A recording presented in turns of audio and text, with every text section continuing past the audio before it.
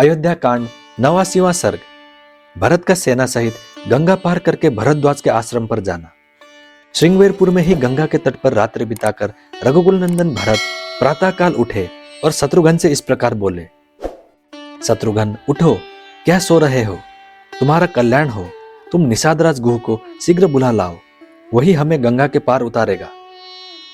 उनसे इस प्रकार प्रेरित होने पर शत्रुघ्न ने कहा, भैया, मैं भी आपकी ही भांति आर्य श्री राम का चिंतन करता हुआ जाग रहा हूं, सोता नहीं हूं। वे दोनों पुरुष सिंह जब इस प्रकार परस्पर बातचीत कर रहे थे, उसी समय गुह उपयुक्त बेला में आ पहुंचा और हाथ जोड़कर बोला, ककुस्थ कुलभूषण भरत जी, इस नदी के तट पर आप रात में सुख से रहे हैं ना? सेना सहित आपको यहाँ कोई कष्ट तो नहीं हुआ है? आप सर्वथा निरोग है ना? गुह के स्नेहपूर्वक कहे गए इस वचन को सुनकर श्री राम के अधीन रहने वाले भरत ने यो कहा, बुद्धिमान निषादराज, हम सब लोगों की रात बड़े सुख से बीती है। तुमने हमारा बड़ा सत्कार किया। अब ऐसी व्यवस्था करो जिससे तुम्हारे मल्लाह बहुत सी नौकाओं द्वारा हमें गंगा के पार उतार दे। भरत का यह आदेश सुनकर गुह तुरंत अपने नगर में गया और भाई बंधुओं से बोला, उठो, जागो, सदा तुम्हारा कल्याण हो। नौकाओं को खींचकर घाट पर ले आओ, भरत की सेना को गंगा जी के पार उतारूंगा।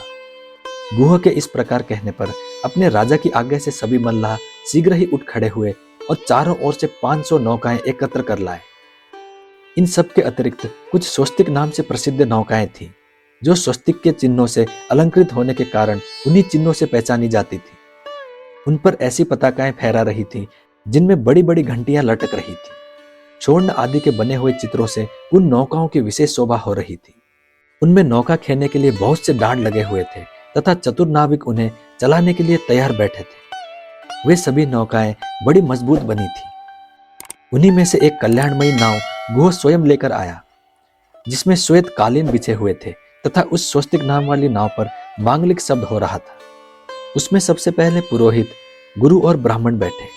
तत्पश्चात उस पर भरत, महाबली शत्रुघ्न, कौशल्या, सुमित्रा, कैकेयी तथा राजा दशरथ की जो अन्य रानियां थी वे सब सवार हुई।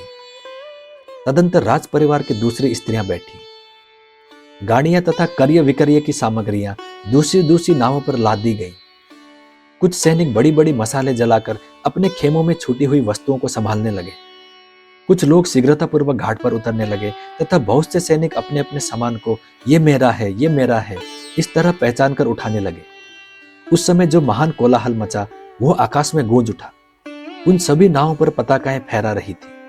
सबके ऊपर खेने वाले कई मल्लाह बैठे थे। वे सब नौकाएं उस समय चढ़े हुए मनुष्यों को तीव्र गति से पार ले जाने लगी। कितनी ही नौकाएं केवल स्त्रियों से भरी थी। कुछ नावों पर घोड़े थे तथा कुछ नौकाएं गाड़ियों, उनमें जोते जाने वाले घोड़ों, खच्चर, बैल आदि वाहनों तथा बहुमूल्य रत्न आदि को ढो रही थी। वे दूसरे तट पर पहुंचकर वहां लोगों को उतारकर जब लौटी, उस समय मल्लाह बंधु जल में उनके विचित्र गतियों का प्रदर्शन करने लगे।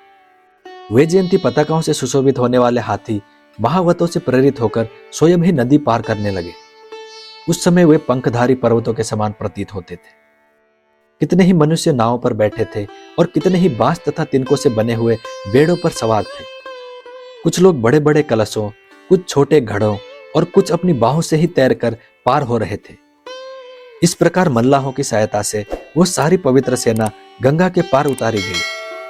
फिर वो स्वयं मैत्र नामक मुहूर्त में उत्तम प्रयाग वन की ओर प्रस्थित हो गई। वहां पहुंचकर महात्मा भरत सेना को सुखपूर्वक विश्राम की आज्ञा दे उसे प्रयाग वन में ठहराकर स्वयं ऋत्विजों तथा राजसभा के सदस्यों के साथ ऋषि श्रेष्ठ भरद्वाज का दर्शन करने के लिए गए। देव पुरोहित महात्मा ब्राह्मण भरद्वाज मुनि के आश्रम पर पहुंचकर भरत ने उन विप्र शिरोमणि के रमणीय एवं विशाल वन को देखा, जो मनोहर पर्णशालाओं तथा वृक्षावलियों से सुशोभित था।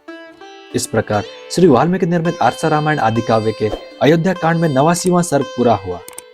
मैं उम्मीद करता हूँ श्री राम जी आपकी सारी मनोकामनाएं पूरी करें। जय श्री राम, जय हनुमान।